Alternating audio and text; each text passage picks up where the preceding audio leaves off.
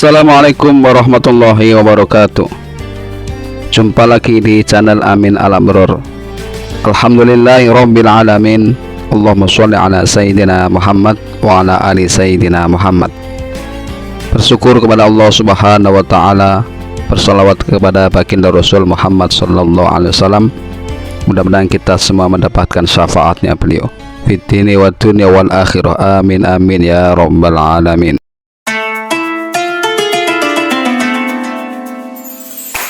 Kisah wali Allah Syekh Muhammad Khalil Bangkalan Madura.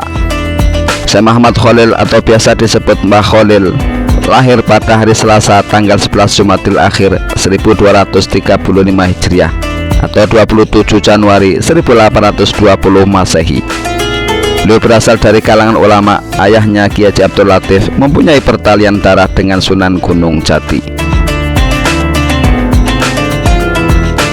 Ayah Kiai Haji Abdul Latif adalah Kiai Hamim, putra dari Kiai Abdul Karim. Kiai Abdul Karim adalah putra dari Kiai Muharram bin Kiai Asror Karomah bin Kiai Abdullah bin Said Sulaiman.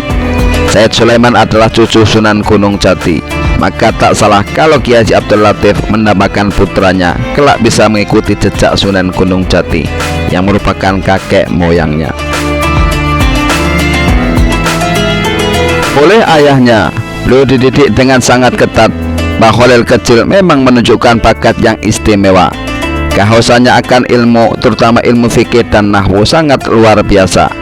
Bahkan beliau sudah hafal dengan baik Nazam Alfiah Ibnu Malik sejak usia muda. Untuk memenuhi harapan dan juga kehausannya mengenai ilmu fikih dan ilmu yang lainnya, maka orang tua Mbah Khalil mengirimnya ke berbagai pesantren untuk menimba ilmu. Mengawali pengembaraannya sekitar tahun 1850-an. Ketika usianya menjelang 30 tahun, Mbah Khalil muda belajar kepada Kiai Muhammad Nur di Pondok Pesantren Langitan, Tuban, Jawa Timur. Dari Langitan beliau pindah ke Pondok Pesantren Jangan Bangil, Pasuruan. Kemudian beliau pindah ke Pondok Pesantren Kebon Candi. Selama belajar di pondok pesantren ini, beliau belajar pula kepada Kiai Nur Hasan yang menetap di Sidogiri. 7 km dari Kebon Candi, Kiai Nur Hasan ini sesungguhnya masih mempunyai pertalian keluarga dengannya. Jarak antara Kebon Candi dan Sidogiri sekitar 7 km. Tetapi untuk mendapatkan ilmu, Mbah Khalil muda rela melakoni perjalanan yang terbilang lumayan jauh itu setiap harinya. Di setiap perjalanannya dari Kebon Candi ke Sidogiri, beliau tak pernah lupa membaca surat Yasin. Ini dilakukannya hingga ia selama perjalanannya itu khatam berkali-kali. Sebenarnya bisa saja Mbah Khalil muda tinggal di Sidogiri selama belajar kepada Kiai Nur Hasan. Tetapi ada alasan yang cukup kuat baginya untuk tetap tinggal di Kebon Candi.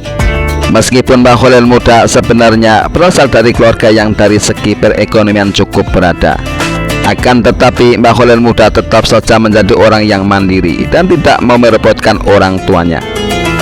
Karena itu, selama nyantri di Sidogiri, Mbah Khalil tinggal di Kebon Candi agar bisa menyambi menjadi buruh batik. Dari hasil menjadi buruh batik itulah dia memenuhi kebutuhannya sehari-hari. Sewaktu menjadi santri, Mbah Khalil telah menghafal beberapa matan kitab seperti matan Alfiah Ibnu Malik. Di samping itu beliau juga seorang hafidz Al-Quran. Beliau mampu membaca Al-Quran dalam qiraat sab'ah atau 7 model membaca Al-Quran. Kemandirian Mbah Khalil muda juga nampak ketika beliau berkeinginan untuk menimba ilmu ke Mekah. Karena pada masa itu belajar ke Mekah merupakan cita-cita semua santri, dan untuk mewujudkan impiannya itu, laki-laki Mbah Khalil muda tidak menyatakan niatnya kepada orang tuanya, apalagi meminta ongkos kepada kedua orang tuanya. Kemudian setelah Mbah Khalil memutar otak untuk mencari jalan keluar, akhirnya beliau memutuskan untuk pergi ke sebuah pesantren di Banyuwangi. Karena pengasuh pesantren itu terkenal mempunyai kebun kelapa yang cukup luas. Selama nyantri di Banyuwangi ini, Mbah Khalil nyambi menjadi buruh pemetik kelapa pada gurunya. Untuk setiap pohonnya, beliau mendapat upah 2,5 sen. Uang yang diperolehnya tersebut beliau tabung sedangkan untuk makan. Mbah Khalil menyiasatinya dengan mengisi bak mandi, mencuci dan melakukan pekerjaan rumah lainnya, serta menjadi juru masak teman-temannya. Akhirnya pada tahun 1859 Masehi, saat usianya mencapai 39 tahun, Mbah Khalil memutuskan untuk pergi ke Mekah. Tetapi sebelum berangkat, Mbah Khalil menikah dahulu dengan Nyai Asik Putri Lodra Putih. Pada tahun 1276 Hijriah atau 1859 Masehi, Mbah Khalil belajar di Mekah. Di Mekah, Mbah Khalil belajar dengan Syekh Nawawi Al-Bantani atau guru ulama Indonesia dari Banten. Di antaranya gurunya di Mekah ialah Syekh Utsman bin Hasan Ad-Dimyati, Syed Ahmad bin Zaini Dahlan, Syekh Mustafa bin Muhammad Al-Afifi Al-Maki, Syekh Abdul Hamid bin Mahmud As-Sarwani. Beberapa sanad hadis yang musalsal diterima dari Syekh Nawawi Al-Bantani, dari Abdul Ghani bin Subuh bin Ismail Al-Bimawi. Sebagai pemuda Jawa, sebutan yang digunakan orang Arab waktu itu untuk menyebut orang Indonesia. Pada umumnya, Mbah Khalil belajar pada para syekh dari berbagai mazhab yang mengajar di Masjid Al-Haram. Namun kecenderungan untuk mengikuti mazhab Imam Syafi'i tak dapat disembunyikan. Karena itu tak heran kalau kemudian beliau banyak mengaji kepada para syekh yang mazhab Imam Syafi'i. Sewaktu berada di Mekah, untuk mencukupi kebutuhan sehari-hari, Mbah Khalil bekerja mengambil upah sebagai penyalin kitab-kitab yang diperlukan oleh para pelajar. Diriwayatkan bahwa pada waktu itulah timbul niat bersama rekan-rekannya, yaitu Syekh Nawawi Al-Bantani dan Syekh Saleh As-Samarani atau Ki Saleh Darat Semarang, menyusun kaidah penulisan huruf Arab Pekon. Huruf Arab Pekon ialah tulisan Arab yang digunakan untuk tulisan dalam bahasa Jawa, Madura, dan Sunda. Huruf Pekon tidak ubahnya tulisan Melayu Jawi yang digunakan untuk penulisan bahasa Melayu. Mbah Khalil cukup lama belajar di beberapa pondok pesantren di Jawa dan Mekah. Maka sewaktu pulang dari Mekah, beliau terkenal sebagai ahli pakar nahwu, fikih, tarekat, dan ilmu-ilmu lainnya. Untuk mengembangkan pengetahuan keislaman yang telah diperolehnya, Mbah Khalil selanjutnya mendirikan pondok pesantren di desa Cengkebuan, sekitar 1 km arah barat laut dari desa kelahirannya. Sepulang dari tanah Arab, Mbah Khalil dikenal sebagai seorang ahli fikih dan tarikat. Bahkan pada akhirnya beliau dikenal sebagai salah seorang kiai yang dapat memadukan kedua hal itu dengan serasi. Beliau juga dikenal sebagai Al-Hafidh, hafal Al-Quran 30 juz. Dari hari ke hari, banyak santri yang berdatangan dari desa-desa sekitarnya.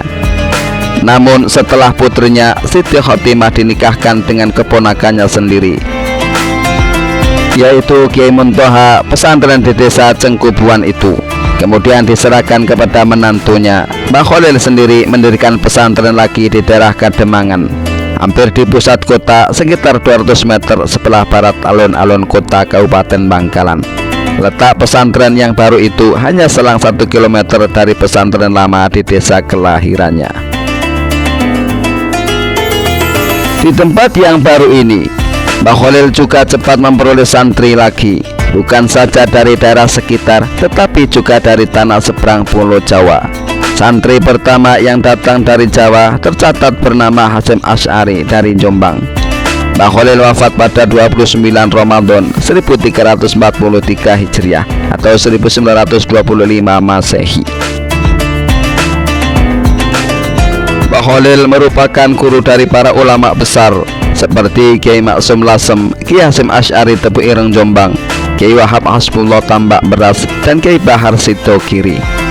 Selain itu, beliau juga merupakan guru dari Kiai Hasyim Asy'ari, pendiri Nahdlatul Ulama, dan Kiai Haji Ahmad Dahlan, pendiri Muhammadiyah.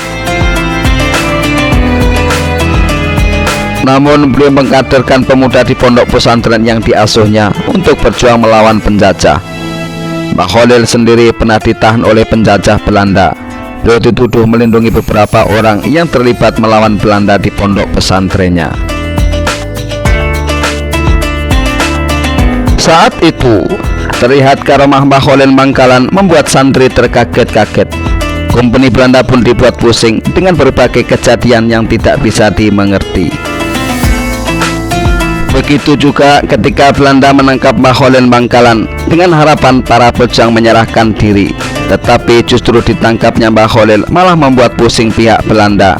Pusing karena ada kejadian-kejadian aneh yang tidak bisa dimengerti. Di antaranya seperti tidak bisa dikuncinya pintu penjara sehingga mereka harus berjaga penuh supaya para tahanan tidak melarikan diri.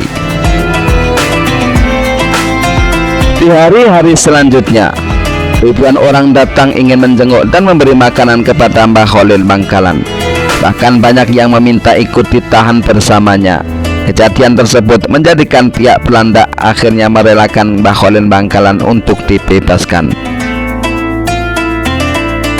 Salah satu karamah Mbah Khalil yang diyakini para santrinya hingga kini yaitu saat bertempur melawan Belanda, Mbah Khalil Bangkalan mengacau konsentrasi tentara sekutu dengan mengerahkan pasukan lebah Gaib. Di saat ribuan ekor lebah menyerang, konsentrasi lawan buyar. Saat konsentrasi lawan buyar itulah para pejuang gantian menghantam pihak kompeni. Kesaktian lain dari Kiai Khalil Bangkalan adalah kemampuannya menjadi dua. Beliau bisa berada di beberapa tempat dalam waktu bersamaan. Pernah ada peristiwa aneh saat beliau mengajar di pesantren.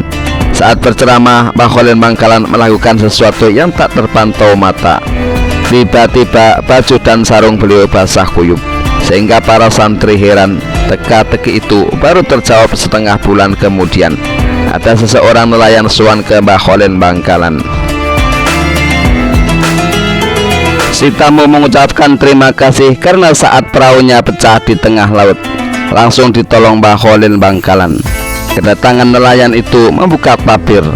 Ternyata saat memberi pengajian, Mbah Khalil Bangkalan dapat pesan agar segera ke pantai untuk menyelamatkan nelayan yang perahunya pecah. Dengan karomah yang dimiliki Mbah Khalil, dalam sekejap beliau bisa sampai laut dan membantu si nelayan itu.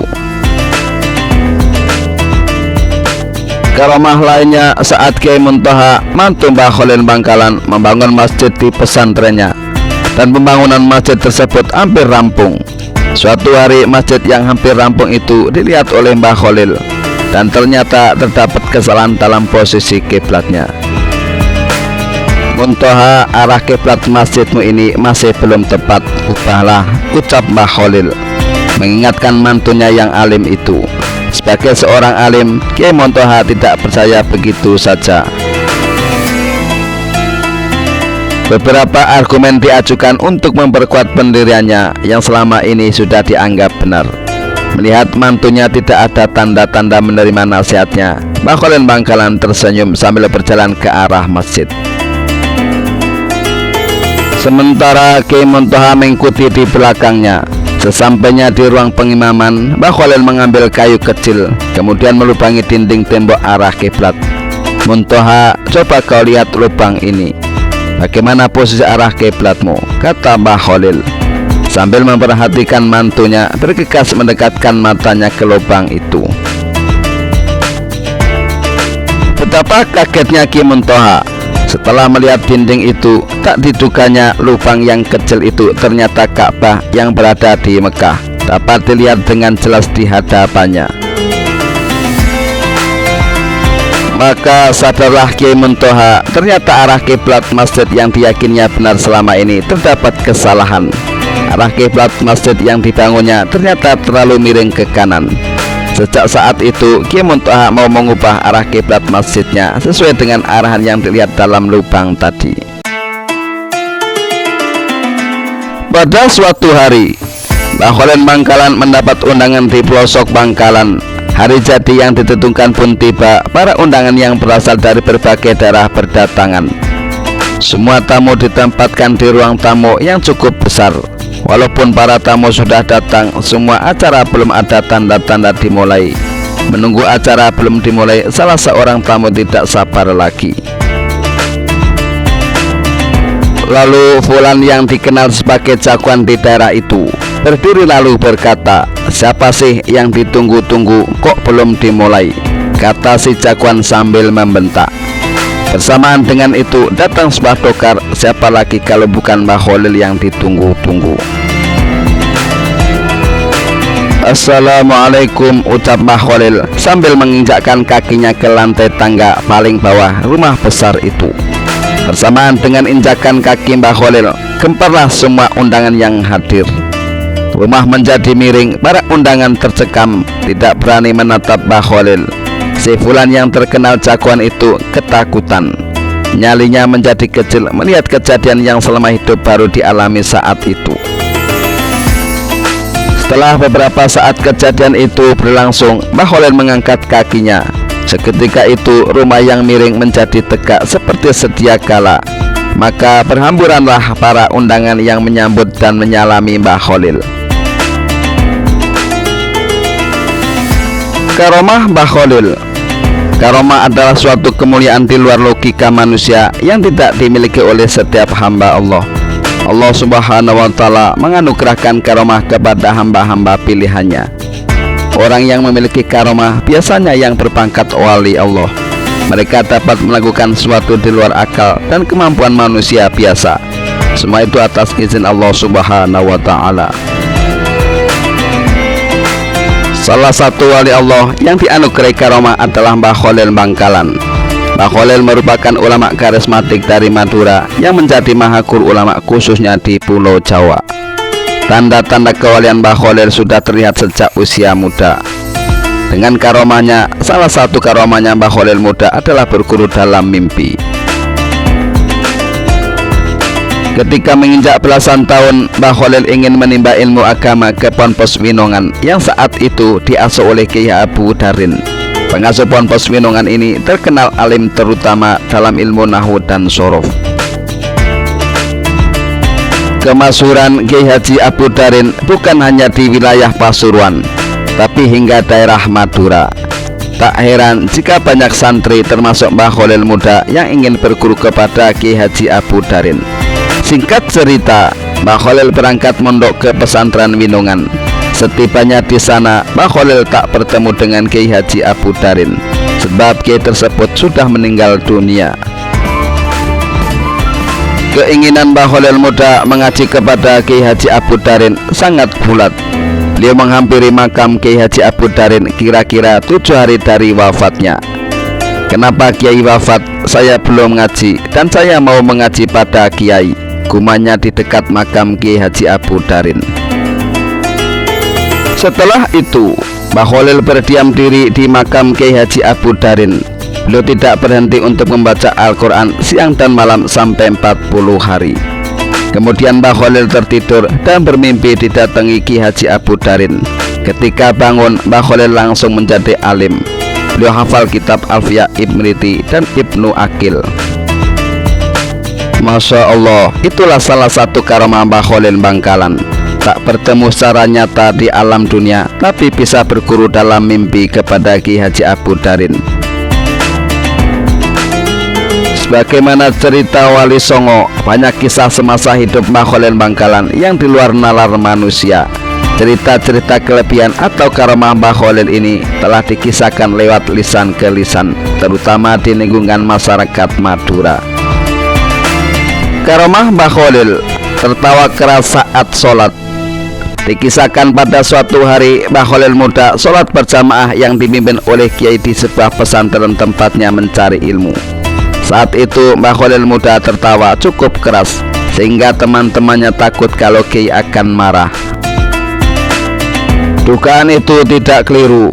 Selesai sholat, sang Kiai menegur Mbah Khalil muda dengan sikapnya yang tertawa keras sewaktu sholat. Sebab hal tersebut tentu saja dilarang dalam ajaran agama Islam. Namun Mbah Khalil muda masih terus tertawa meskipun Kiai sangat marah. Akhirnya Mbah Khalil muda menjawab bahwa ketika sholat bersama berlangsung, beliau melihat sebuah berkat atau sejenis wadah nasi waktu kenduri di atas kepala sang Kiai. Mendengar jawaban itu, sang Kiai sadar dan merasa malu atas sholat yang ia pimpin.